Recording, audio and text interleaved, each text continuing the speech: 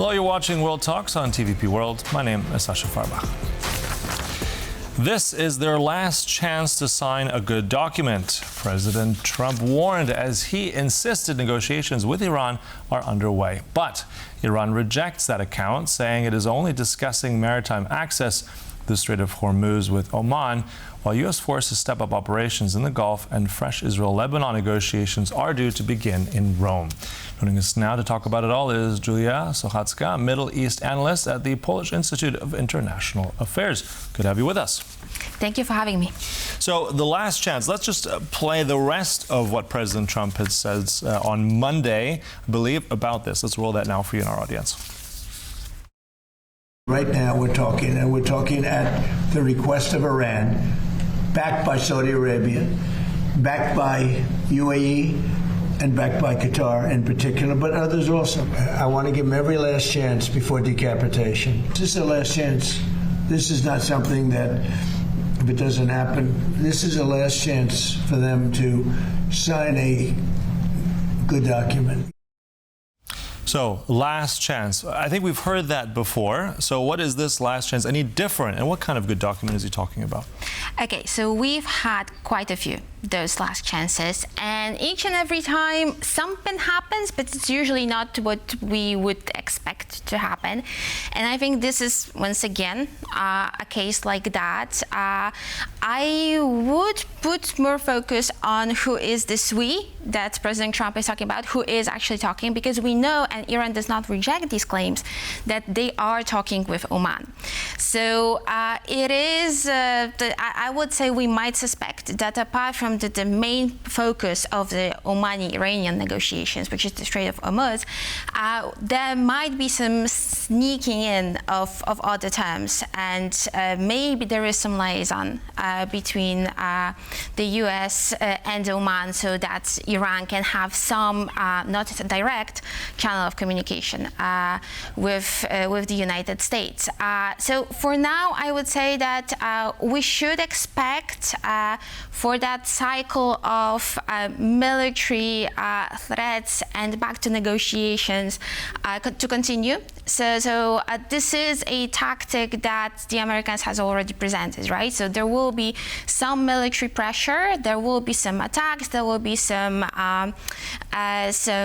talks about maybe possibly intensifying them, but then that will be all just to make the Iranians come back to the negotiation table. So for now, I think that is the realistic scenario, one of the most realistic scenarios for today, for this time, for the morning. For the moment we're speaking, right? And that's actually part of the interesting problem here, is that we always have these moments, but then we're not sure what's next.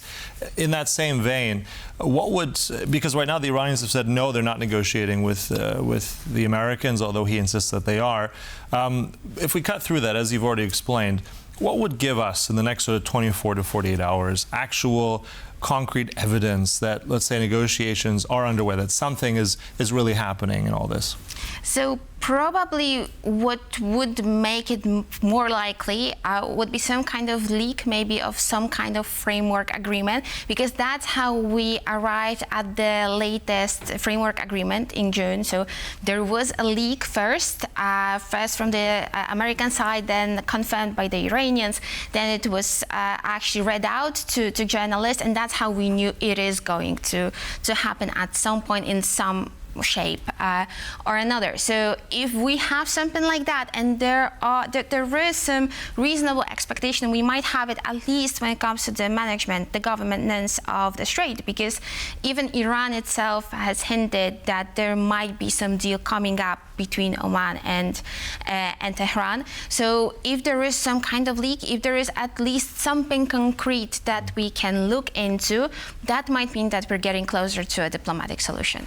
Also, speaking of diplomacy as well, in Rome on Tuesday, we have another round of these meetings between the Israelis and the Lebanese on these negotiations. So what do you expect from that? Any kind of breakthrough there today or in the next few days? So as much as I would expect some tight shift in the Iran-US theater, in the theater in Lebanon, I would be more cautious, because what we have for now, we have that trilateral agreement.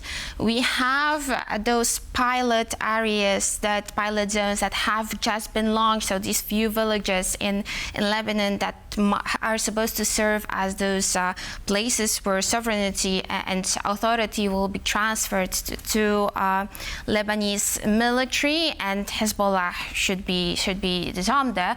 But is that going to happen? I would say that is less likely, especially in the short term. So I think those Rome negotiations, in general, all these meetings that are in the format of Israel and Lebanon, and possibly the US as a mediator, they are there to hold off a bit. But will they bring any significant breakthrough in the short term? I would say no. Yeah, and also speaking of holding off, I mean, it's kind of hard to describe, or we keep redefining what a ceasefire is in many ways, right? We see violations and it's still a ceasefire and it's not. Just the information from the United Nations is reporting on Israelis, 125 Israeli airspace violations is about Lebanon now, and 418 hours of overflights in southern Lebanon within the last 4 days. So if we have information like that, how serious do you think the Israelis are to, it's all interconnected, but how much will Benjamin Netanyahu really agree to a lot of these things, which will come? There'll be a lot of pressure on him from the Europeans, other partners, but how much will he actually abide by what's decided here?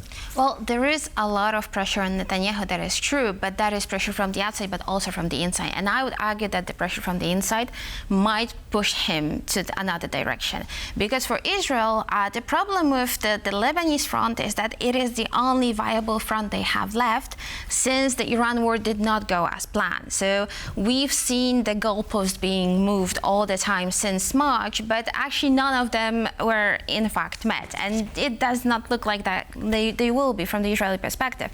So we do not have regime change. We do not really have any concrete provisions of how they're going to deal with both the nuclear arsenal, possible nuclear arsenal, but also all the long-distance missiles, which were also a problem for Israel. So Iran case is somehow, on the margin, at the sidelines right now. So they have to focus on Lebanon. And in Lebanon, they have more power to move for a standstill and for an impasse that can drag for a long time, mostly because there is a viable concern for a power vacuum if they withdraw. So it's either Hezbollah or the Lebanese military and Lebanese state authority, which is probably not strong enough to hold on to the southern part. So I would say Netanyahu will try to push for not moving forward, maybe not necessarily intensifying the attacks in Lebanon, but they are already quite intensive, and we've seen quite a lot of victims as well there. And also, one more quick one. It concerns energy. Just curious stuff out of Saudi Arabia. Saudi Aramco, I mean, the largest oil company, it's actually posted, I believe on Monday it was, just past Q2 profits, 33% increase in quarterly profits. So that will be hard for someone to believe as the Hormuz Strait is closed, but yet they're exporting more through the Red Sea, the new pipeline. So is this going to be that new alternative route? And what do you make of this? Is this going to be short term? Is this a stopgap measure, or are we going to see more of this? So we see not only Saudi Arabia, but in general Gulf states looking for those alternatives. And that pipeline that goes through the east coast to the west coast of Saudi Arabia has been there for some time, and it actually was designed with the Iranians in mind. It is not able to push through as many barrels of oil as have been going through the Hormuz, but it's still quite viable. The only problem with the Red Sea route is that there is the Bab al-Mandab, and Bab al-Mandab is the strait that is currently mostly controlled by the Houthis, in the sense that they have the ability to impede the ships from crossing, and that means that they're able to threaten them and then subsequently make other companies just hold off in order to avoid further losses. So definitely Saudi Arabia will be looking for alternative routes of oil exports, but they are also profiting from the fact that the oil is quite expensive, because even if they cannot really sell that much, they can still sell at a very high price. But apart from that, that will definitely be a push for diversification away from oil, which it's something that we've already been seeing with that very new civil nuclear deal with the US, but also critical minerals from last year's deal. So there will be some shifts in that regard as well. Yeah. And I think many of us in Europe especially hoping that would also maybe affect LNG, if we can transport it also through that, because that's something we really need as stocks are not as where they are. But look, another topic for another time. Julia Sochacka there from the Polish Institute of International Affairs. Thanks for coming by. Thank you so much. And thank you for watching World Talks, but do stay right here on TVP World for more. Goodbye.